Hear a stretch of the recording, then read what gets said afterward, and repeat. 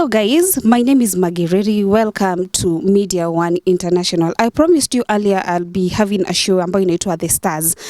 And last year we had so many stars in the market. When we were talking about the music business, we talk about music producers when it comes music producers in terms of audio, video and the artists themselves.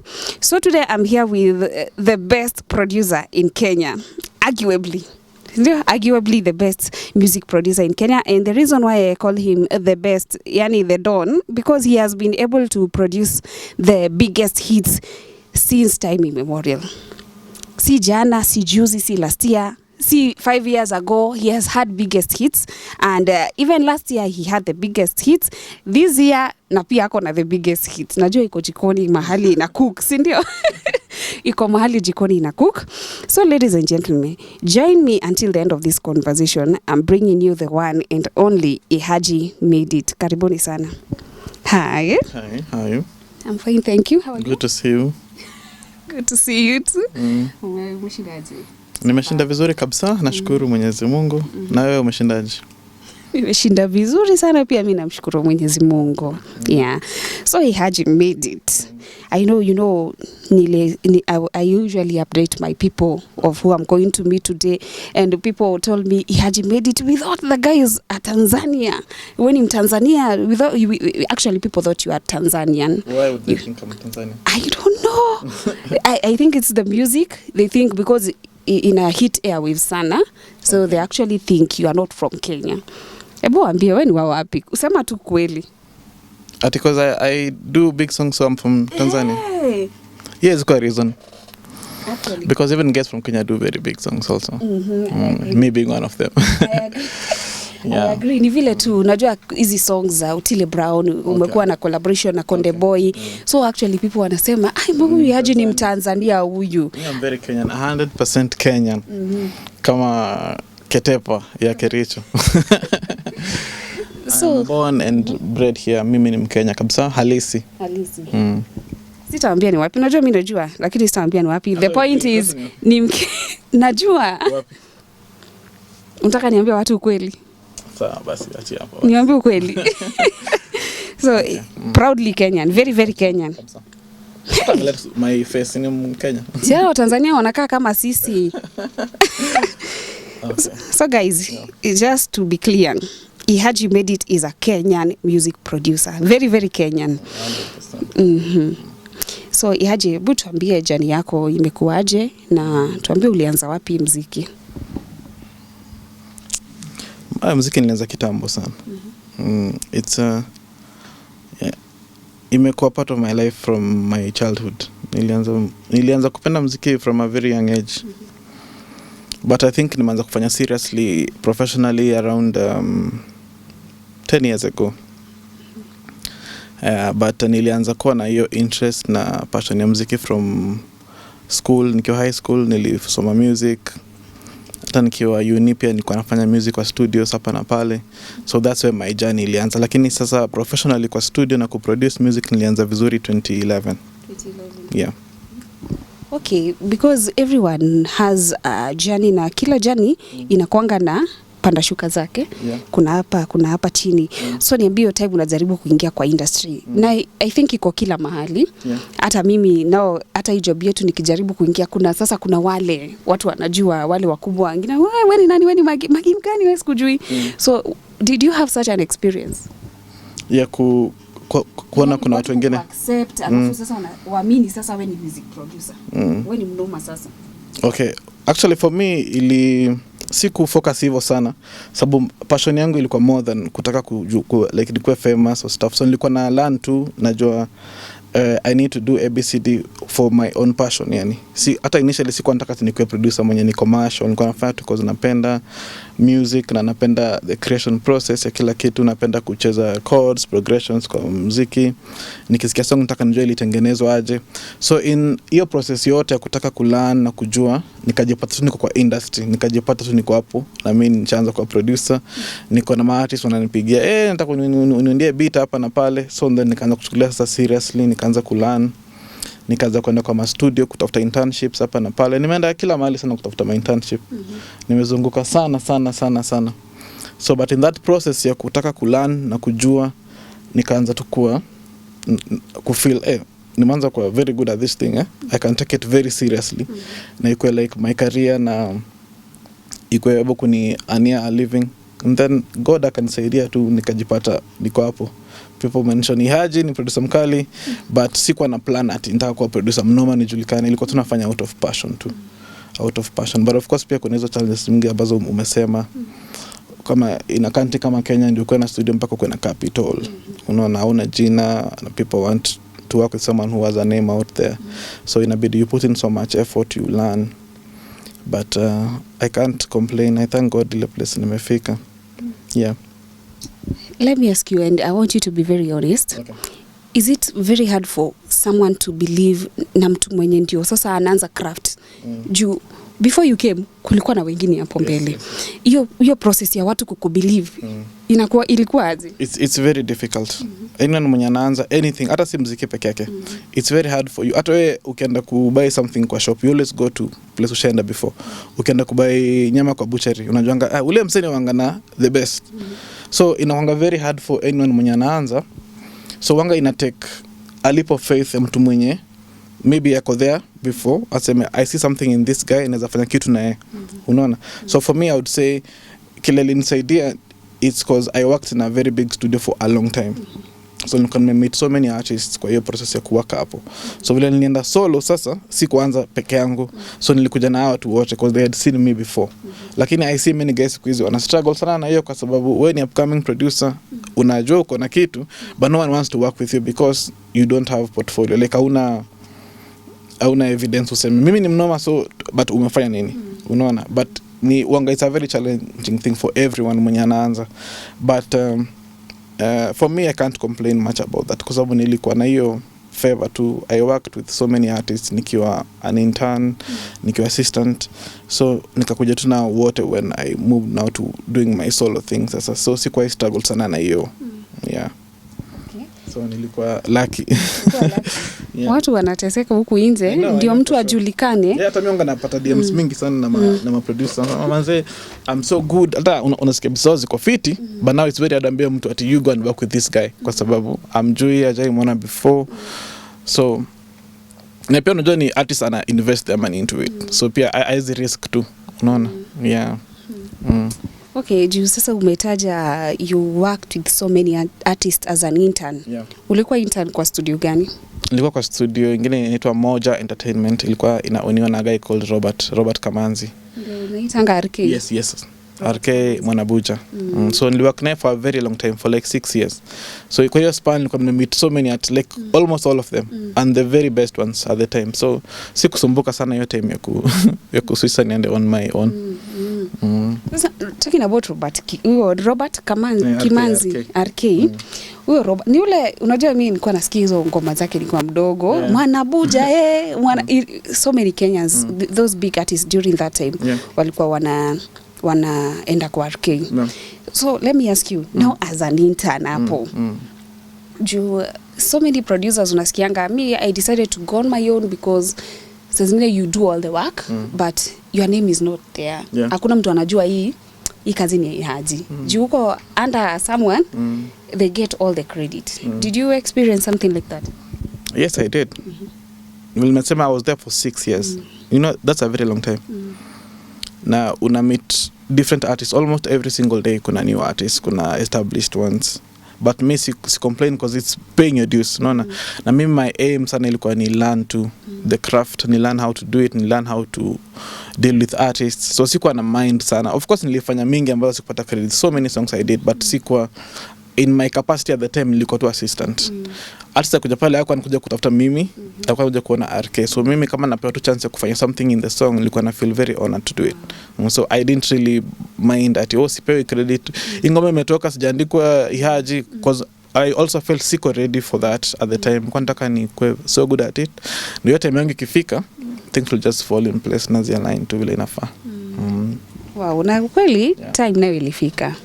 Ilifika watu sasa tukaanza kusikia Ihaji made it. Yani by the way slang unasikia tu kangoma, unasikia kangoma ni kazi, alafu kakisha hapo Ihaji made it. Yani katamu.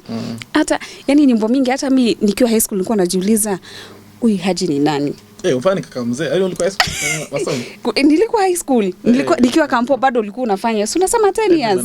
Sijamaliza 10 years tangu nimalize high school. So, mimi basi ni mzee nimekubali. Mimi niko na mimi. Lakini pia mimi ni mzee. Naenda 10 niko karibu. So, talking sasa about artists, sasa umesha kwa intern, so umeenda hiyo process yote ya preparation for success now. Now when you went solo, after RK uliniambia ali travel? So no, RK is not in the picture right now. Sasa wewe ndio umeachwa wewe ndio uko na studio, wewe ndio sasa run things the way the guy did. So niambie, umeanza peke yako the journey, you have all the other artists that mulikuwa mna work now kwa RK. Now who was the first big artist you ever worked with now after going solo? So haikuwa smooth hivyo tu, now it is gone, now people come and record with me. Hapana, haikuwa hivyo. So what happened is after he left, so nikabaki try to figure out how do I do this now, kwa sababu now mimi ndio everything sasa. So the first big artist I worked with alikuwa Nameless. Kwa sababu where the studio was at the time alikuwa anaishi tu next door. So tulikuwa tuna hang out naye sana. So tulikuwa na work naye sana out of file tu. He's my friend and he's a neighbor hapo. Na yote msikuwa na many clients. So nilikuwa na all the time in the world. So tulikuwa tuna hang out naye sana. So we did so many songs. He's among the very first people I got to work with. Kwa sababu pia alikuwa na work na RK sana. So but now after ameenda nikabaki, I ran the place and he just lives up on next door. So to just to hang out, kuongea nini, kuchill. So we did many songs. Ndio hata ile Inspire ilitoka hapo. Ile Inspire Nameless. It was among the very first songs I did as a solo. Nikiwa kama nimeenda solo sasa. Unajua generation ya 2000 hawajui Inspire ni wimbo gani ya Nameless. Wanajua bana. Watu wa 2000 hawajui. Si ndio tunajua. Si ndio manini? They should be how old say 20 years, 23. I don't think wanajua. They know Nameless but hawajui hiyo Nameless alikuwa moto hiyo time yetu. By the way, ukiona alikuwa na work na Nameless, you must be very very talented. Nameless was so big hata during our childhood. Hiyo time ya nasinzia nikikuwaza, time ya nini? A big fan of him sana your time. You go fan wake. Yes, son. Afu sasa you could ever imagine that sasa ningekuja sasa ni Nameless.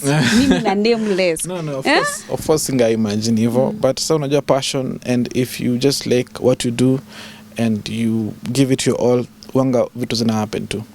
Nasemanga your talent itakupeleka before kings, right? Yeah, so if you're very good at what you do and now you fanye diligently na passion, wanga vitu zina happen too. So I never imagined that one day nitakuwa na work na kina Nameless nani, but now it happened too. Yeah, by the way, I never imagined I will ever interview Ihaji made it. Kwasikia tu Ihaji made it. Like Inspire was a big one. Baby, you inspire me. Inspire, it was a very very good song. So after now Nameless. So watu sasa kuna ile time sasa Ihaji alikuja kablo. Ikakuwa sasa kama si Ihaji hatujui sasa watu wanafanya nini kwa industry. Kuna hii time sasa ya Otile. Can you now talk about that? Now vile sasa ulikam sasa na Otile Brown. So Otile Brown, I met him in 2016. That's kabado mimi ni intern. So there's a time alikuja kufanya some songwriting sessions na Nameless. So nakwambia Nameless alikutana ka next door. So walikuwa nafanya songwriting, so ile tu they come, they vibe kidogo, they try write some songs together. So at the time my boss akaniambia, you just run the session, like make sure they're okay, plan everything nini. So me, I was there in the capacity of just a technician. So ilikuwa our very first encounter mimi na Otile Brown. So after your session then he went his way, and then now after alikuwa na few problems na his label at the time, akaenda on his own.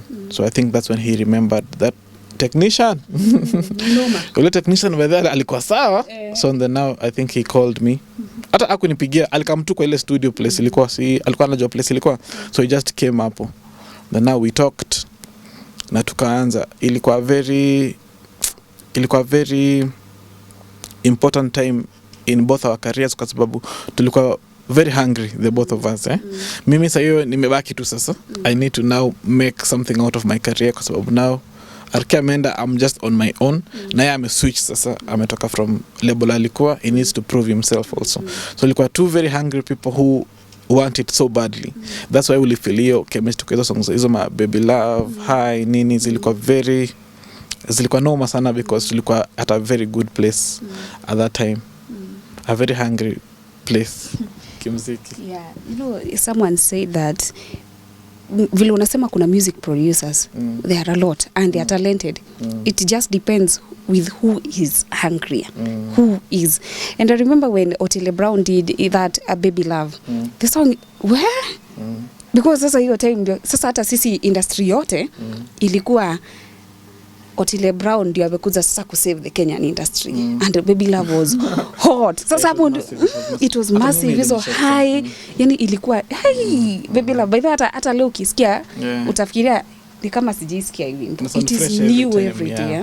It doesn't get old. Tulikuwa in a very good space, a very good creative space sisi wote wawili. Mimi nilikuwa very, and sikuwa nafikiria anything else. Na ikuwa out of earn to be famous. Ilikuwa tu now the passion for music, like the raw passion itself. Na pia alikuwa in the same space.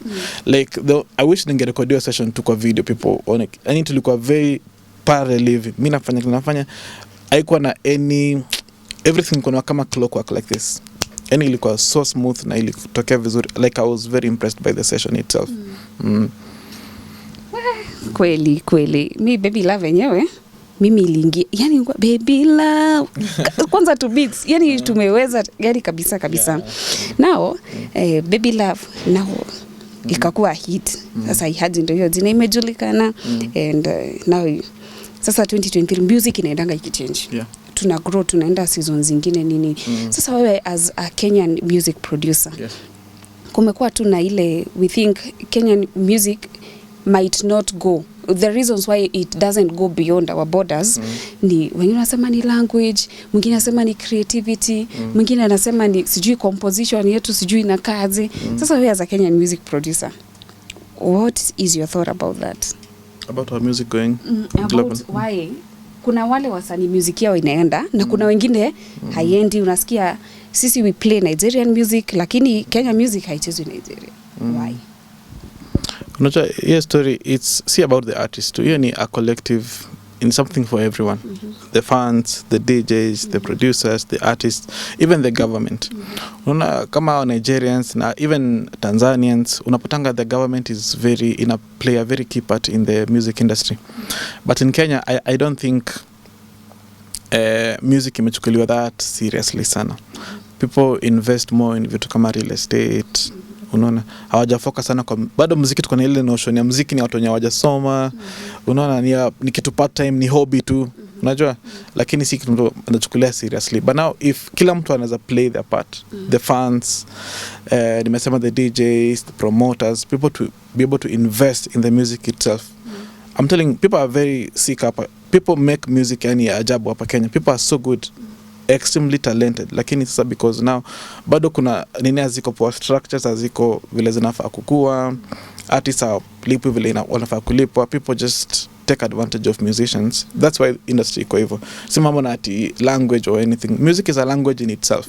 Unaona, hawa wanaija sometimes hata usikii kile wanasema, but una enjoy the song, right? Una feel ngoma ni noma. So si mambo about the artist too na the producer. It's all of us as a country to chukule music seriously. It's revenue stream for many people. Now people who invest in the music, you'll just see a difference. Okay. Yeah.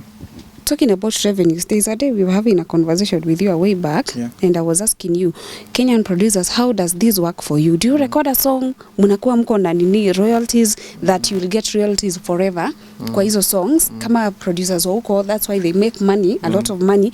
Ama hapa Kenya ni nakuja session ni 30k, I just pay 30k and I go with the song. Everything the song will bring itakuwa yangu. So, unajua a song is owned na different song si artist too. Ukisikia song ikiplay, there are people who played roles in the song, right? There's an author, a composer, a publisher.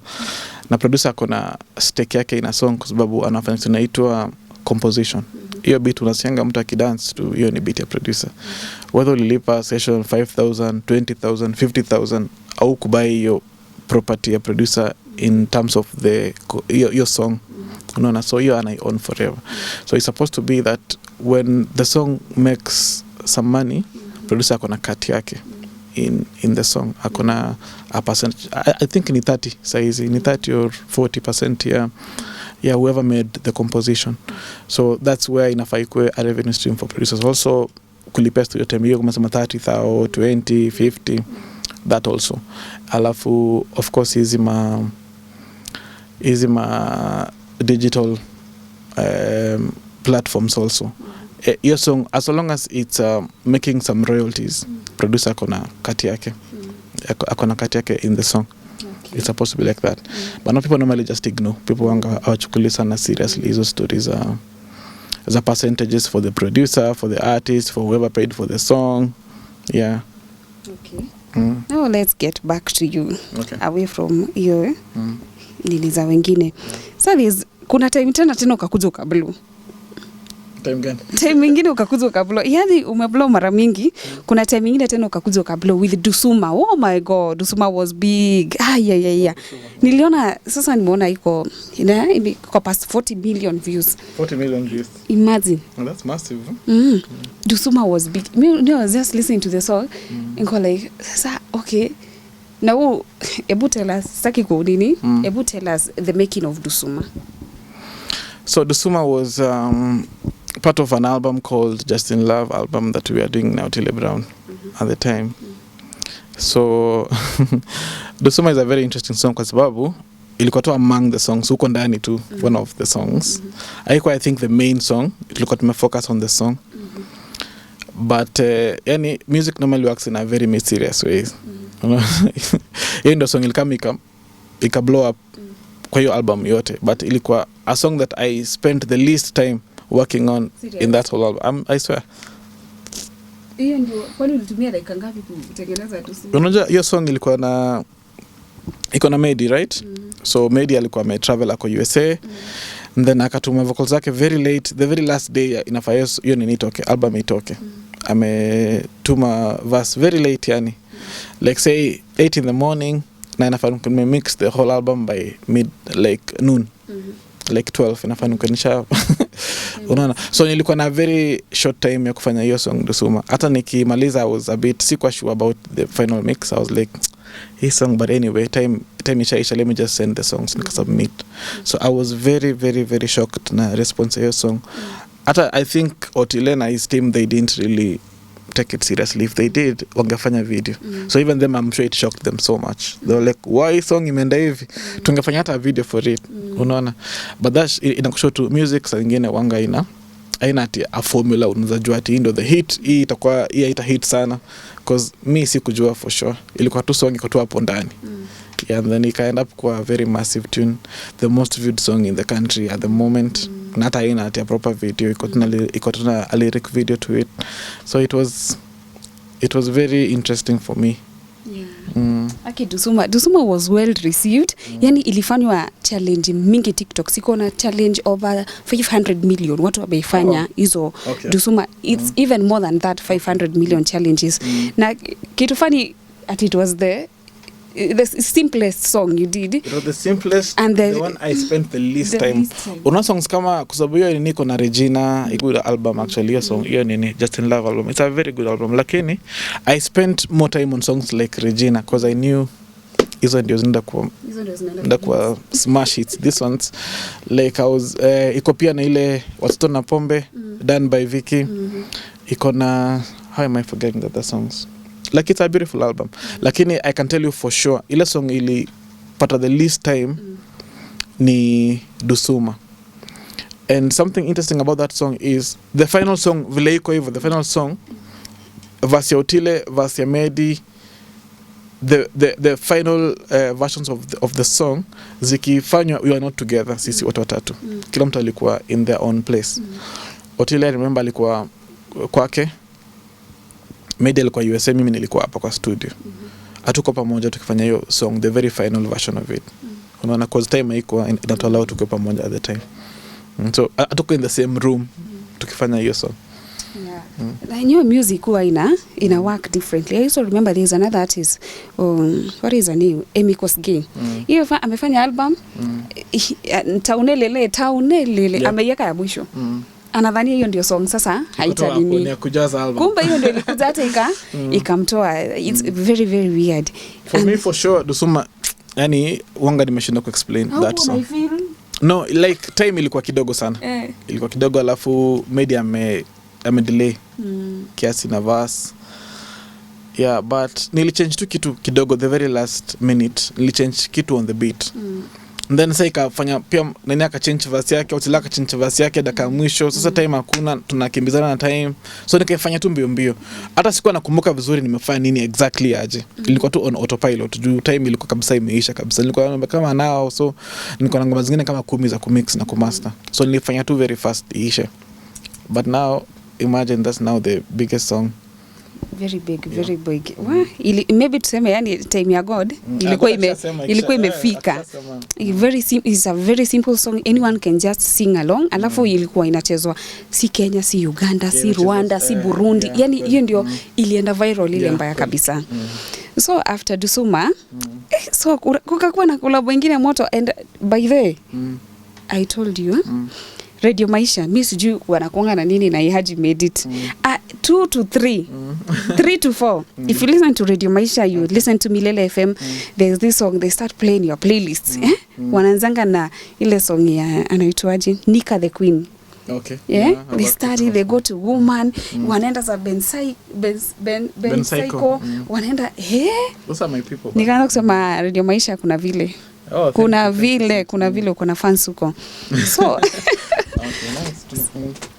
Which means una produce quality music yenye inachezwa kwa radio, na watu ukiona wanapenda hiyo mix, people request the songs every day. And sometimes it's not just about the artist. Watu wanapenda kusikia the beats are good, the vile umecheza, unajua kwanza keyboard yako inakuanga utasikia yani ni hizi big fingers, why do they call them fancy fingers, unajua kutoa beats. Hata ikikuwa slow song iko na the emotion part of it, unaisikia kwa strings kumbali unasikia tu. Kwa sababu music ni about the emotion. Whatever song it is, iko ni song ya club, mpaka upate the emotion right. Kama ni an emotional song, you must upate ile emotion una try kusema in the song. Kama ni love song, ni mtu feel love. Kama ni sad, I feel sad. Kama ni kupati, mtu feel I want to go and party. So if you don't get the emotion right, then you won't get the song right. And you don't miss on that part. If you listen to Dusuma, you definitely know this is a love song. You just want to dance some salsa pole pole. Ukisikiza hii utasijua hii ni nini anasema, because the not hata bila kusikiza maneno utasikia kulingana na vile muziki imechezwa. So let us talk about the woman. Nini, you are such a beautiful woman. Konde Boy na Otile Brown. Now that one, hiyo ni tamu. Mimi hata ni I love the song so much. Aisha, I sing it every day. Hata my workmates wanajua. I sing it every day. Kwa plot yetu inachezwa kila siku, kwa matatu kila siku. Hebu tell us now Aisha, hebu tuambie Konde Boy alikuja mpaka hapa. Okay, so Woman, when did we do? I think it's a year old now. It's a year old now. Lakini tulikuwa tumerecord towards the end of 2021. Yeah, I think so, but it'll talk, I think now 2022, early 2022. So of course Otile ni my boy, si ushinda naye sana hapa, we do lots of songs. Na Konde Boy ni boy wake. They are cool, they are friends. So I don't know, they talked nini. Sijui kama Otile alienda TZ, then because Harmonize sent me the verse. Alinitumia the verse, and when I heard it I was like, what the hell, this guy, what? Yani nilishtuka, nilipause kwa nikasema, what did I just hear? Nilishtuka sana because it was massive. Verse ya Harmonize ni noma sana. It's a beautiful verse, aliandika vizuri sana. So nikachukua mix the song. I didn't even know itakuwa hivyo big the way it was. What do you mean uko unajua? like me rarely do I think about that hii song nataka sasa ikuwe kubwa. I just do the song. I know it's a good song unajua, but siko najua itakuwa because here is one of the songs that ilipata a million views in a couple of days I think. In 3 days it had. Yeah. No. So and that's hizo ni views mingi. Yeah, so it's among one of my favorite songs actually kwa sababu Harmonize aliimba vizuri sana. Otile's first verse hapo it's a killer. I love the beat. Yani hiyo song tu ni hiyo song it's a killer. I love kwanza mzuri kama no hiyo part ya I sing it every day hata sijashika lyrics. They just came through and only for it, but it's just a nicely done song and I'm very proud of it. Yeah. So how did you feel now? Sasa wewe Ihaji, yani hiyo song ikisha Ihaji made it. Now Harmonize is big, and the guy is very, very talented. I don't know. He's very talented actually. Oh, you can overlook other things, but the guy is talented. Hata ukisikiza nyimbo zake zingine sauti yake mistari zimeweza. Sasa ulikuwa unasikiaje? Sasa yani song ukipita mali hiyo song by the yangu Harmonize ni mimi tu. Of course I feel nice, but sio ni job yangu sasa. That's my job. Ni kama ulize a teacher ukiona mtoto kama amepata A unafeel aje? No, I'm asking about the you see now sasa ushafanya songs kubwa unakuanga ni ile pressure ya could do better, like if I don't, yani ile siku nitakuwa na hiyo pressure ya could do better, then hiyo ndio siku nitarudi home kwetu Shags. Huko. Because I feel like I was also asking another producer amefanya na Oji na Dax. So nilikuwa namuuliza una feeling your pressure because kama Otile Brown lazima to hit song. It must be a hit song. I know pia yeye ana feeling your pressure ya kufanya song alafu ikose pia wewe as a music producer unaifeel. But me I try not to look at it like that. Kwa sababu kwa na hiyo pressure kutengeneza hit. I want a hit. You might not do it. Kwa sababu no one knows what a hit sounds like ikiwa kwa studio. You can only know this is a very good song. Kwa sababu the quality is good, umemix vizuri, everything iko sawa. But wanga na try sana nisikuwe na hiyo pressure ya I need a hit kwa sababu hiyo inaweza kumislead sana. You end up doing, unajua kuna shortcut hits yenye unaweza sasa unaweza mwasa hiyo nitakuimba kitu fulani hapa tu controversial size na itakuwa hit. Lakini I mean it's a good song that can last for long, unaona. So sinanga hiyo pressure kufanya hits ati I want a hit hapana. Zoka zina come tu because me I just strive to do good songs which can outlive me. Zikaya for a very long time in the next 50 years because hey ngoma ilikuwa ni noma and then now zinakuwa hits by themselves. So me I think ufai kuwa na pressure. I know it's very hard for because kila mtu anataka hit. Me I want a hit. But in the creation muziki inachukulia very divine. You know, I just need to make it sound right the way it's supposed to be. It sound fitting, a feeling, ngoma ni good quality, speak to someone's soul. Unaona? So ikiwa hit inakuwa tu ni bonus. Hey, ngoma ilienda ika hit bana. Unaona? You see like kama hiyo Dusuma tumongelea saa hizi. Sikuwa najua itakuwa hit, but I just did my best within the time that I had to do a good song. And then I evolve into a hit by itself. Yeah. Okay. Now let us talk about 2022. Hey, last year it was hectic. It had a lot of things, a lot of songs coming up. But now Ihaji blew up again. Like I said, ameblow mara mingi. Ihaji blew up again. Now there are these new guys in the game, Vijana Barubaru. Yes. I'd seen them on TikTok a lot of times. I was like, they're talented.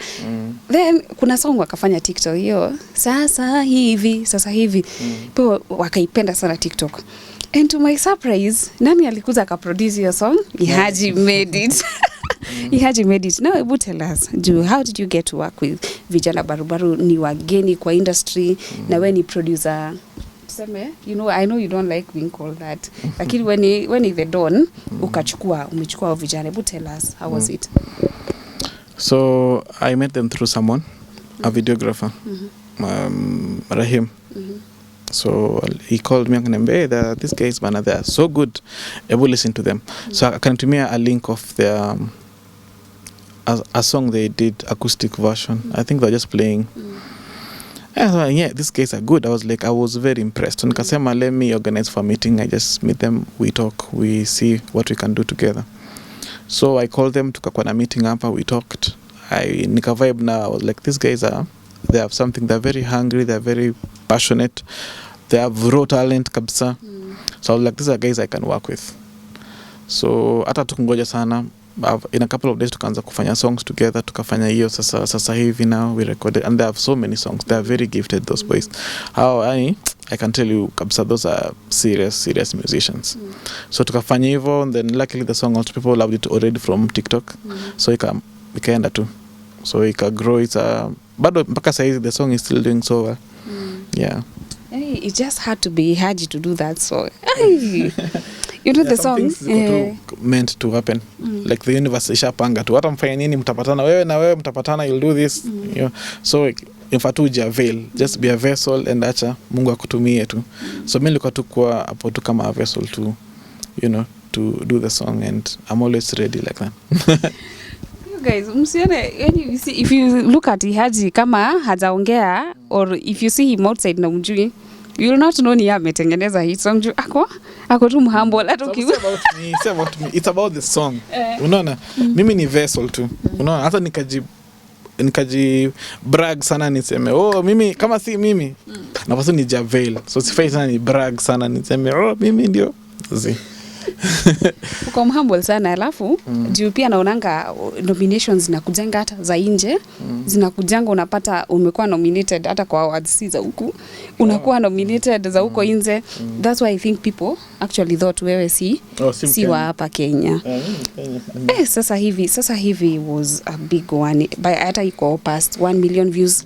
Nimeona juzi imefanya ipo siku kali sana, and we are expecting more hits from vijana barubaru.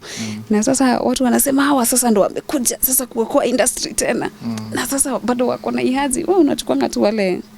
Tunakwambia mimi it's planned. Unaona? The only thing I do is I avail myself to the universe. Nasema universe, I'm here, use me. Unaona? So it can let a good artist like those. But mimi niko na so many artists I work with. Unaona? So I'm always ready to work with new people, and hiyo anga inanipatia so much joy when I work with new people and we do things which change the universe, the world, they change their lives. Mimi napenda hivyo, napenda ku change, like I enjoy working with new guys more than even the ones who are established already. So we are building something new.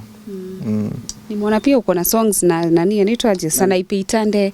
Nimeona uko na songs zake kadhaa ziko hapo, na tena ni tamu pia. Sana pia rafiki yangu sana. Tulifanya EP, it's an EP with 5 songs poa sana. One with Nyashinsky, another with Calligraph Jones, na zingine zake hapo. Just by yourself. Very gifted artist, very good person. Yeah. Ako tu hivi, hata huwezi sema ni yeye, ako tu hivi. Unasikia vile anaongea, Dusuma was just few minutes. Yani ni easy tu kwako. Hey, it was Otile Brown. It was just easy. And people don't even. Kuna watu wanasemanga nikashika hivi, nikafanya na Otile. Nikafanya hivi, and you just work with them, and it's so normal for you. The thing is, just work on yourself first. Unaona? Be ready. Be ready in terms of usionje, people normally want nipate namba ya Otile, nipate namba ya Otile ama nipe namba sijui nani ni, but labda uko ready. Just be ready in terms of your skills. Everything uko ready. Ndio chance ikikuja, you don't even struggle. It happen too. Because it was supposed to happen like that. Okay. Yeah. So kwa Instagram naonanga ukipost kuna Ihaji made it, kuna hashtag hapo imeandikwa state of Ihaji. Kuna tena made it entertainment, kuna nini? Hebu tuambie, is this kuna hii ni studio ama kuna pia una sign wasanii juu sasa sini Ihaji made it entertainment? Kuna nini? IMI entertainment. Hebu tell us. Yeah, so that's my studio. But I'm working on it becoming a record label very soon. Hiyo ndio itakuwa IMI Entertainment, which is Ihaji Made It Entertainment. Yeah, it's my very soon. I'll launch it very soon, a record label where I'll be able to work with artists. Kwambia ukisha toa record label, we are done. It's over for you all. It's over my people. Sasa hebu tuambie final words. Juu nasema record label. By the way, let's be clear, you also do gospel music. Juu tumeongelea tu akina Otile Brown, gospel music. Ukiangalia songs za Ben Psycho, very good songs. Very, very good songs.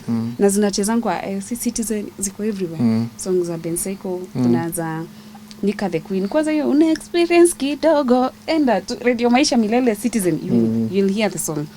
So gospel artist pia wako welcome kabisa. Msidhani tu anafanya. No, me I produce all kinds of music. Hata watu wa Mbogiri mkuze. Sina mkiuza atio fani hiyo mtu wako mkuze. Kila mtu bora ni it's a song, it's music. That's I don't really discriminate. It's based on me, I just do music. Sibagui watu.